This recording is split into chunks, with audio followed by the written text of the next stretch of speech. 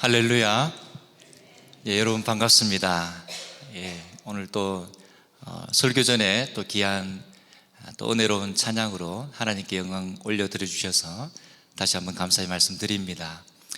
저는 캐나다 밴쿠버, 여기보다는 시골인 것 같습니다. 그곳에서 이민교회를 섬기는 부족한 사람인데, 오늘 이렇게 귀한 하나님의 교회 예배, 공동체 예배에 부족한 사람을 초청해 주신 우리 당회와 교회 앞에 다시 한번 감사의 말씀드립니다. 무엇보다 하나님의 크신 은혜가 오늘 우리 예배 가운데 함께 하기를 바라고, 여러분들 모두가 또 이민자로 이 땅을 살아가시면서 힘들게 또 요즘같이 더 어려운 때를 살고 계시는데, 오늘 주일날 세상의 모든 일을 멈추고 이곳에 와서 하나님을 예배하기를 원하시는데, 여러분들을 하나님께서 만나주시고 세상이 줄 수 없는 그런 평강과 은혜로 함께 하시는 그런 복되고 귀한 우리의 예배가 되기를 주님의 이름으로 축복합니다. 여러분들 아마 학창시절 때 배웠을 것입니다. 뉴턴의 제1운동 법칙이죠. 관성의 법칙에 대해서 아실 것 같은데요, 모든 사물은 외부의 힘이 작용하지 않으면 정지해 있는 그 상태 그대로 있고, 또 움직이는 그러한 물체는 일직선상에서 같은 속도로 움직인다는 그러한 법칙입니다. 여러분, 지난날 우리의 삶이, 그리고 우리의 예배가, 그리고 우리의 신앙이 이런 관성의 법칙처럼 습관적으로 행해져 왔음을 이 시간 고백합니다. 그런데 최근에 마치 이 외부의 힘과 같은 엄청난 힘이죠, 이 코로나로 말미암아 우리의 삶에 놀라운 변화가 여전히 일어나고 있습니다. 혼돈과 질서가 함께 공존하고 있습니다. 독창성과 이제는 비범함이 우리의 삶의 자리에서 요구되는 그런 아주 특별한 이 포스트 코로나 뉴노멀 시대를 살아가는 오늘 우리의 현실입니다. 여러분, 시각 이미지가 실제 사물의 모습과 다르게 보이는 것을 뭐라 그러죠?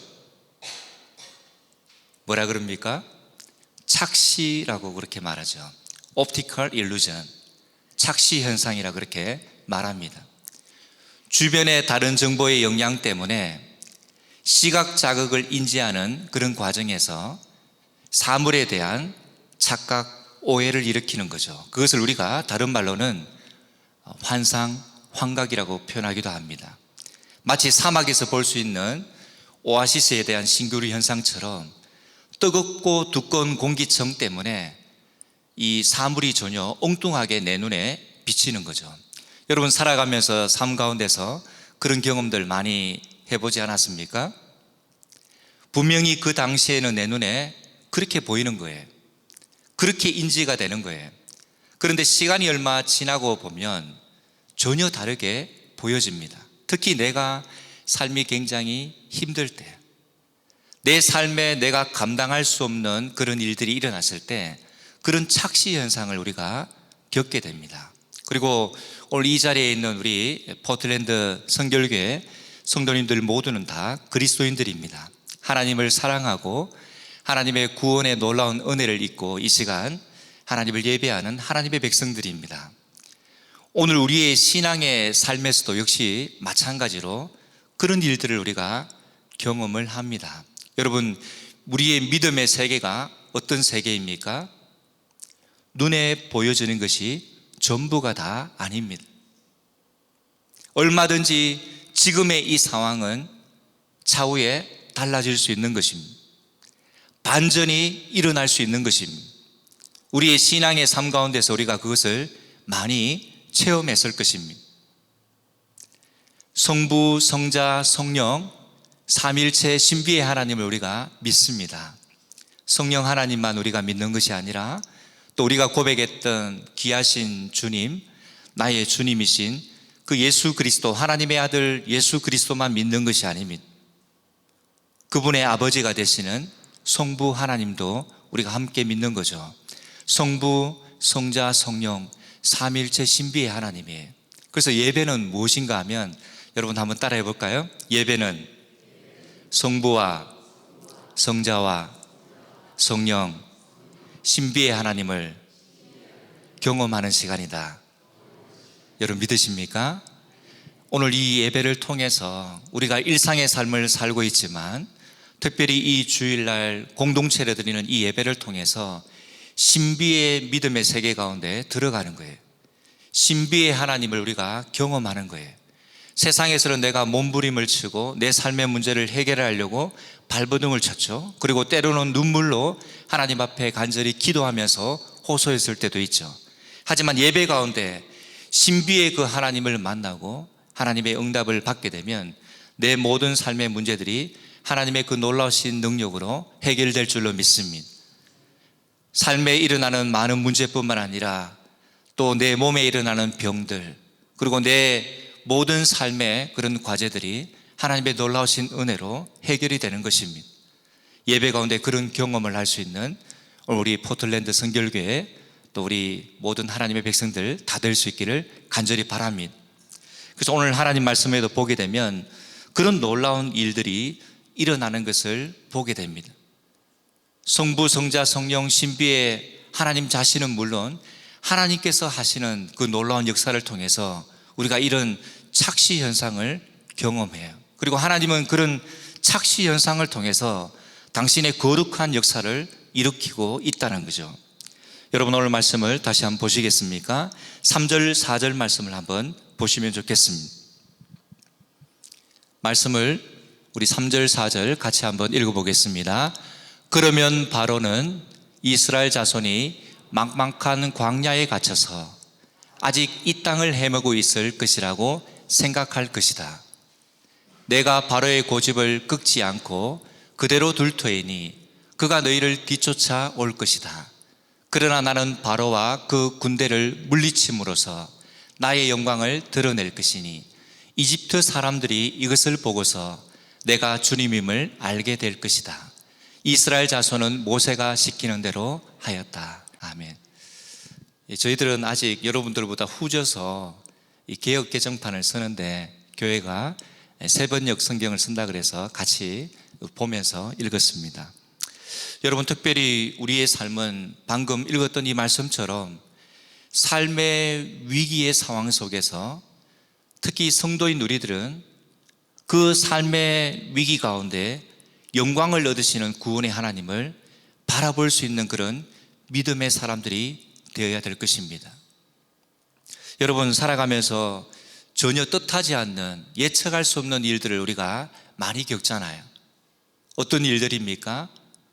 2년 반 동안 또 지금도 여전히 풀리지 않는 그런 과제로 남아있는 이 팬데믹, 코로나 팬데믹, 또 그로 인해서 여러 가지 일어나는 우리의 삶의 피부로 직접 느끼고 있는 경제적인 인플레이션, 그리고 이상 기후변화, 예측을 할 수 없습니다. 캐나다의 겨울이 또 밴쿠버의 여름 날씨가 어떻게 될지, 여기 포틀랜드에도 제가 미리 만났던 성도님들 통해서 얘기를 들었습니다.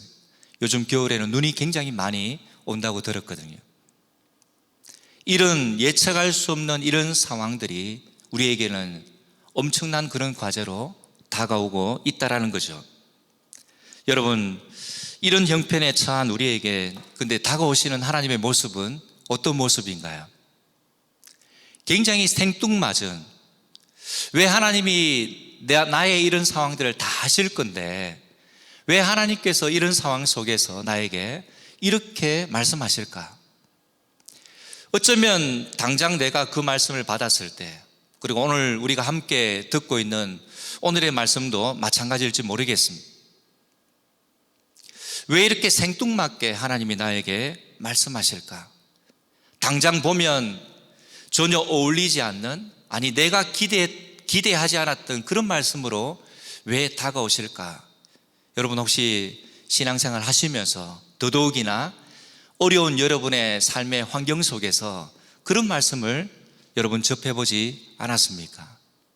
마치 낭망하고 실패한 베드로에게 다가가서 하셨던 그 주님의 말씀과 같아요. 밤이 맞도록 그렇게 수고했지만 수확한 것이 없었어요. 베테랑이잖아요. 경험이 누구보다 많은 그런 어부였잖아요. 근데 고기를 잡지 못했습니다. 그런 실패의 경험을 한 제자에게 다가가서 하셨던 주님의 그 말씀, 배 오른편 깊숙한 곳에 거물을 내리라는 거예요. 완전히 황당한 말씀이죠. 엉뚱한 말씀이죠. 때로는 하나님께서 우리의 인생을 막다른 골목으로 인도하실 때가 있습니다. 여러분, 오늘 우리의 상황이, 내 삶의 정황이 혹시 그런 삶의 형편은 아닌가요? 우리의 가정이 어떻습니까? 또 내가 하고 있는 이 삶의 자리가, 또 직장이 어떤 상황에 처해 있습니까? 오늘 우리의 교회, 한국교회뿐만 아니라 이민교회, 전 세계의 교회가 어려움에 봉착해 있습니다. 20% 이상, 30% 많이 줄어들었고, 또 넥스트 제너레이션, 우리 다음 세대의 큰 위기를 맞고 있는 그런, 정말 우리에게 비전이 있는가, 소망이 있는가, 우리가 소망에 대한 그런 찬양을 하나님 앞에 올려드렸는데, 아마 그런 마음들이 특히 부모님들의 마음 가운데는 아마 자기의 자식뿐만 아니라 우리 다음 세대를 보면서 다 그런 마음들을 다 가질 거예요. 여러분들의 마음은 정말 어떻습니까? 어떤 마음으로 하나님께 나아가고 있습니까? 예측할 수 없는 정말 삶의 그런 위기를 혹시 여러분들도 맞고 있지 않습니까? 여러분, 오늘 하나님 말씀 가운데 나오는 이 하나님의 백성들, 이스라엘 백성들의 상황이 바로 그런 상황들이에요. 하나님께서 그들의 지도자인 모세에게 하셨던 여러분 명령의 이 말씀을 한번 보시길 바랍니다. 가나안 땅을 향해 진군하는 이 이스라엘을 갑자기 하나님께서 돌이키는 거예요. 앞으로 나아가야 되는데 다시 백을 하게 하는 거예요. 반대의 방향으로 하나님이 그들을 몰아가십니다. 하나님은 저를 그렇게 인도하실 때가 있더라고요. 나의 계획과 나의 비전과 다르게 나를 그렇게 하나님이 인도하셨습니다. 저는 이제 미국에 있다가 2009년도죠. 2009년도에 캐나다로 왔습니다. 캐나다로 와서 이제 사역을 하면서 하나님께 간절히 기도했습니다. 하나님, 정말 이제는 제가 담임 목회를 해야 되겠습니다. 그렇게 하면서 제가 바라보았던 방향이 어디일까요? 동부에서요. 동쪽을 향해서. 그래서 캐나다 동쪽은 어디입니까? 토론토죠. 가장 큰 도시를 바라보면서 하나님, 저곳으로 제가 가야 되겠습니다. 그래서 기도할 때도 저도 모르게 그쪽 방향으로 제 몸이 움직이는 거예요. 그러면서 새벽마다 하나님 앞에 부르짖었습니다. 근데 하나님이 저를 어떻게 인도했을까요? 하나님이 그 반대의 방향인 서쪽으로, 지금 제가 사역하고 있는 이 캐나다 밴쿠버로 하나님이 오게 하셨습니다. 뜻밖의 일인 거죠. 벌써 세월이 11년이 훌쩍 넘었습니다. 또 앞으로 하나님께서 어떻게 인도하실지 모르겠습니다. 그래서 그런 기도의 시간들, 그런 삶의 체험들을 통해서 하나님이 내 인생을 어떻게 인도하시는 건가, 하나님이 어떤 분이신가, 또 예전보다 더 많이 조금씩 하나님에 대해서 알아가는 것 같아요. 오늘 이 하나님의 백성들인 이스라엘 백성들 역시 마찬가지예요. 구름 기둥과 불 기둥으로 정말 그들과 함께 하실 뿐만 아니라 그들의 인생에 앞장서서 그들을 인도하셨던 하나님께서 왜 사지로, 막힌 광야로 그들을 몰아가실까요? 그곳이 어떤 곳입니까? 더 이상 전진할 수 없는 그런 길이에요. 내 삶이 멈추었구나. 내가 하는 이 사업이 더 이상 진전이 없구나. 고민될 때가 있잖아요. 계속 버텨야 되는가? 계속 내가 감당해야 되는가? 우리의 가정에 큰 위기가 찾아왔구나. 어떻게 이 위기를 내가 뛰어넘을 수 있을까? 정말 낙심이 되고 가만히 있으면 눈물이 눈에서 주르륵 흐르는 그런 상황들을 우리가 삶에서 경험할 때도 참 많지 않는가요? 오늘 하나님의 백성, 이스라엘 백성들이 바로 그런 상황에 처해 있어요. 북쪽으로 가자니까 북쪽에 애굽의 최고의 그 경비병들, 수비대가 배치되어 있는 거예요. 남쪽으로 가려고 하니까 남쪽 땅에는 바알 숭배지예요. 바알스본. 하나님의 거룩한 백성들이 그 우상의 도시에 가서 살 수 없는 거죠. 동쪽으로 가려고 하니까 그 동쪽이 어디입니까? 홍해 바다잖아요.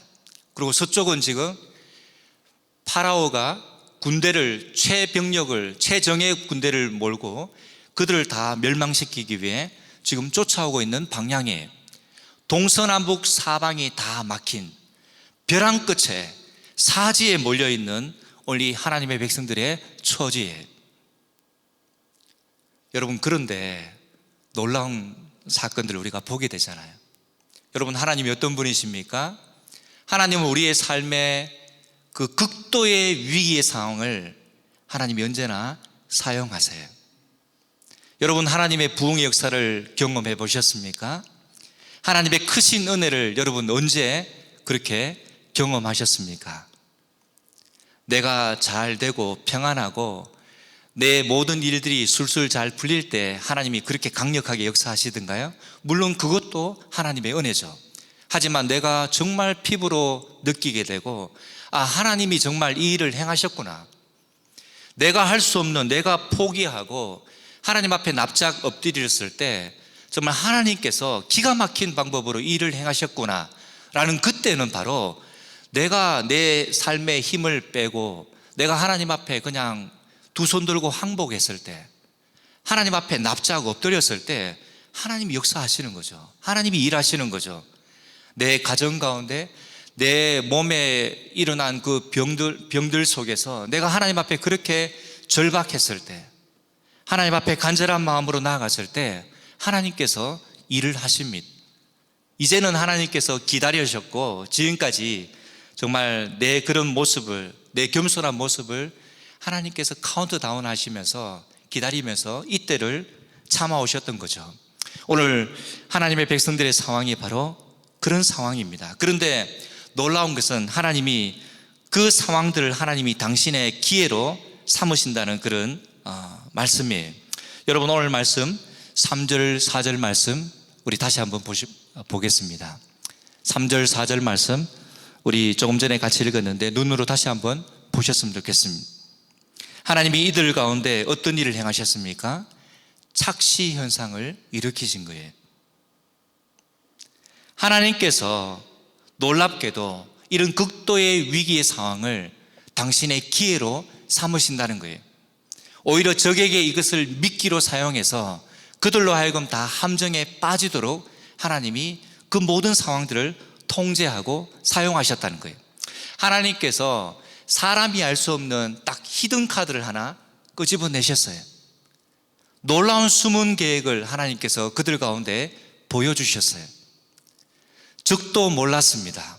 그리고 하나님의 백성 이스라엘 백성들도 감쪽같이 하나님의 그 놀라운 숨은 계획을 알지 못했습니다. 여러분, 오늘 이 말씀 가운데는 두 가지의 관점이 있습니다. 어떤 관점인가요? 오늘 이 바로가, 이집트의 왕 파라오가 바라보는 관점이에요. 어떤 관점인가요? 이스라엘을 사로잡을, 이제는 기회가 왔습니다. 완전히 하나님 백성 이스라엘 백성들을 멸망시킬 기회라고 보는 그런 파라오의 관점이에요. 근데 그 관점이 그것만 있는 게 아니에요.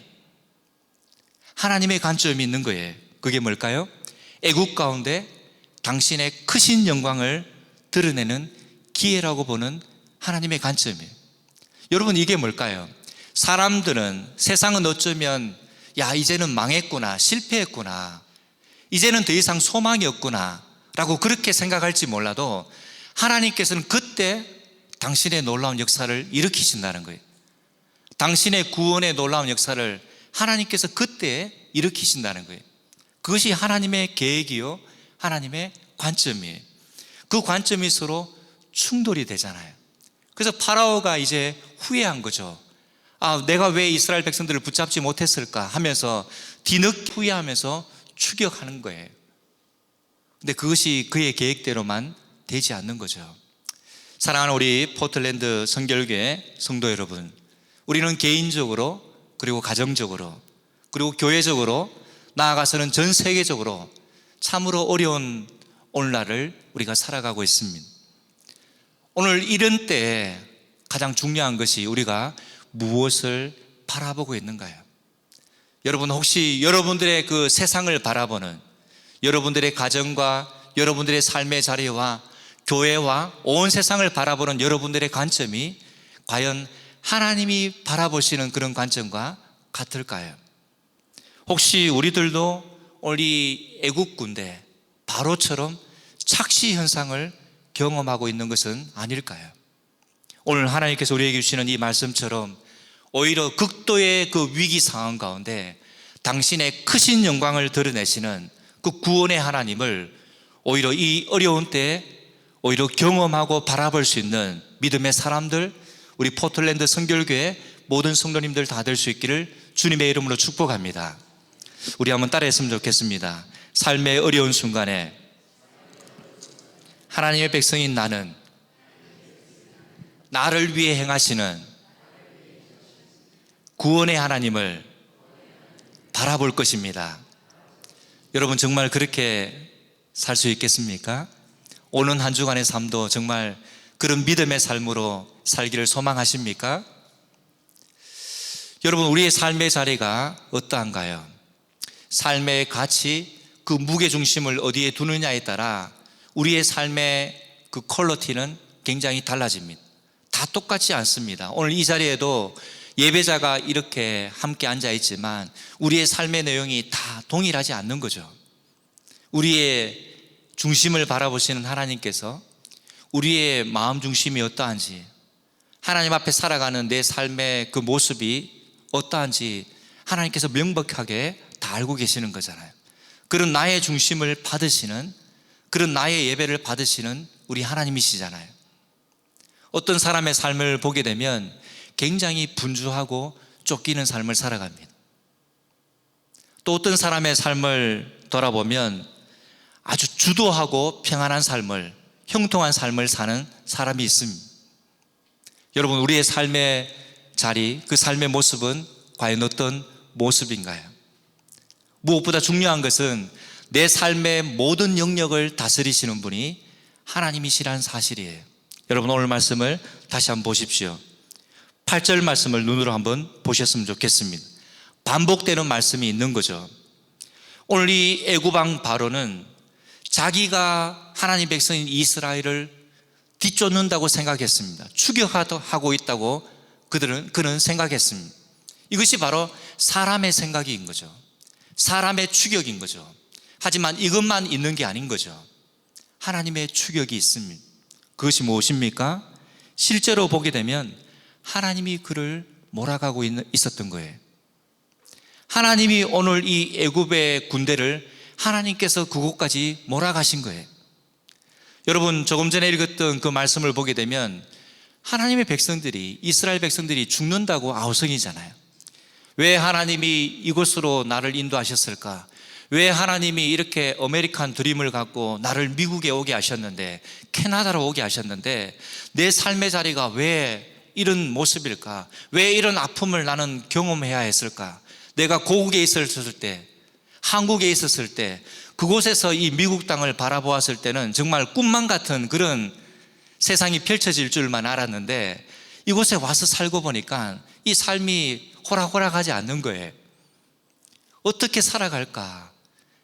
한국에서 바라보았던 미국과 미국 속에서 또 내 삶의 지금 현재의 모습을 바라보는 그 모습이 너무 다른 거예요.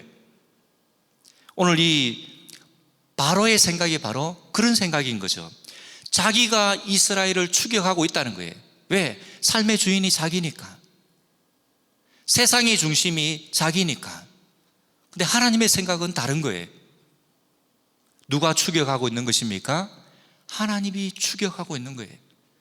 하나님이 오히려 이 바로를 추격하고 있는 거예요. 오늘 이 이집트 군대를 하나님이 추격하고 있는 거예요. 마치 인생을 우리 스스로 살아가는 것 같지만 젊을 때는 그렇잖아요. 우리 젊은이들이 인생을 자기가 산다라고 그렇게 자신만만해 하잖아요. 그런데 우리의 인생의 주인은 누구입니까? 하나님이신 거잖아요. 하나님이 내 걸음걸음을 인도하십니다. 하나님이 우리의 삶의 자리에서 항상 앞서 행하시는 분이에요.